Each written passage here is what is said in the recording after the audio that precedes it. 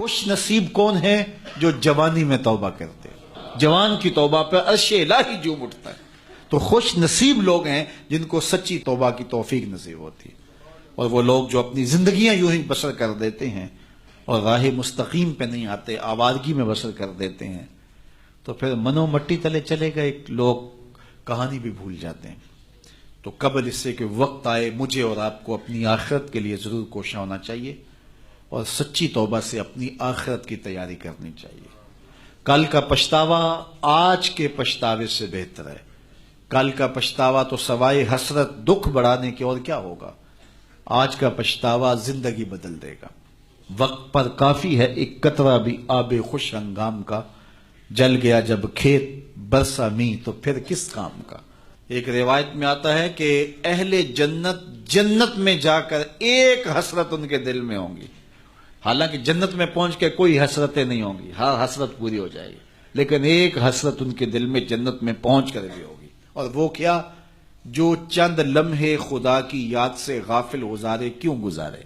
تو خوش نصیب ہیں وہ لوگ جو اپنے لمحات کی قدر کرتے ہیں۔ تو آج موقع ہے، آج فرصت ہے، سورج مغرب سے نہیں چڑھا، توبہ کا دروازہ بند نہیں ہوا، اللہ کی رحمت کے در کھلے ہیں، روزانہ آواز آتی ہے کوئی مجھ سے معافی مانگنے والا میں اس کو معاف کر دوں، تو اس کے حضور آج حاضر ہو جائیں۔ کل تو آنا ہی ہے، پھر جو کفن میں منہ چھپا چھپا کے آتے پھریں گے، اچھا نہیں ہے کھلے منہ سے چلے جائیں۔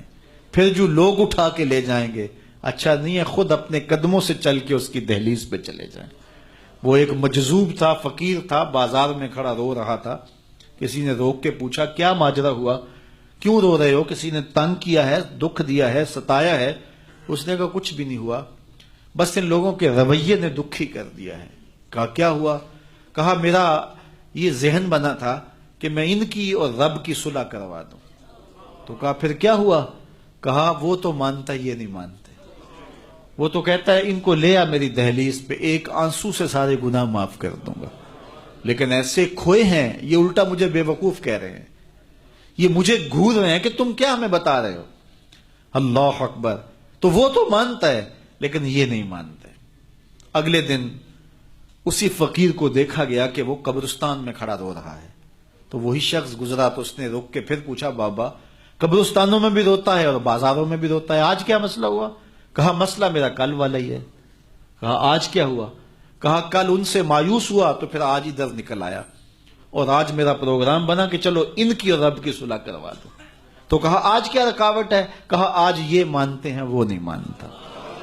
تو قبل اس سے کہ ادھر سے انکار ہو جائے کہ اب وقت بیت گیا، اب تم نے وہ وقت گنوا دیا، ہم نے بڑی مہلت دی تھی تمہیں، ڈوبتا سورج تمہیں روز کوئی پیغام دیتا تھا، اٹھتے ہوئے جنازے تمہیں روز کچھ کہتے تھے، بڑھاپا تمہیں آوازیں دیتا تھا، تم چلتے تو ٹھوکریں لگتی تھی، یہ ٹھوکریں تمہیں کچھ کہتی تھیں، لیکن تم نے کسی بات پہ غور نہ کیا، اور لمبی زندگی کی امید پر تم نے مالک کی دہلیز کو چھوڑے رکھا، اب تمہارے لیے کوئی راستہ باقی نہیں بچا۔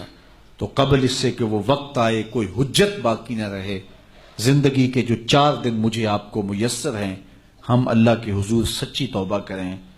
توبہ کی شرائط 3 ہیں۔ پہلی شرط یہ ہے کہ جو گناہ کیا ہے اس پر ندامت، دوسرا یہ ہے کہ اس کو ترک کرنے کا پختہ عزم مصمم، اور تیسری چیز یہ ہے کہ آئندہ اس کو کبھی بھی نہیں کروں گا۔ اگر یہ 3 شرطوں کے ساتھ کوئی اللہ کے حضور حاضر ہو جاتا ہے تو وہ سچی توبہ ہے۔ لیکن محض کسی مجلس کے اندر توبہ توبہ پکار اٹھے، جس طرح وہ گاڑی والا ایکسیڈنٹ دیکھتا ہے تو رکتا ہے، 5 لاشیں گری ہوئی ہیں تو وہ ٹیپ بھی بند کر دیتا ہے، سارے بس والے توبہ توبہ پکارنے لگ جاتے ہیں، 1.5 کلومیٹر کے بعد پھر دوبارہ وہ بٹن دبا دیتا ہے، اور پھر وہی گانے اور وہی غلیظ چیزیں، اور پھر معمول کی زندگی۔ ایسی توبہ نہیں ہے۔ توبہ یہ ہے کہ ما قبل کے جو اعمال ہیں ان سے ندامت پیدا ہو اور ان کو ترک کر دیا جائے، اور آئندہ عزم مصمم رکھا جائے۔ تو اللہ تعالیٰ جل شانہ سچی توبہ کو قبول کرتا ہے، اور پھر توبہ کرنے والے کے ما قبل کے سارے گناہ مٹا کے نیکیوں میں تبدیل کر دیتا ہے۔ اللہ جل شانہ مجھے بھی آپ کو بھی سچی توبہ کی توفیق سے مالا مال فرمائے، اور زندگی کی ایک ایک ساتھ اپنے دین کے لیے گزارنے کی توفیق دے۔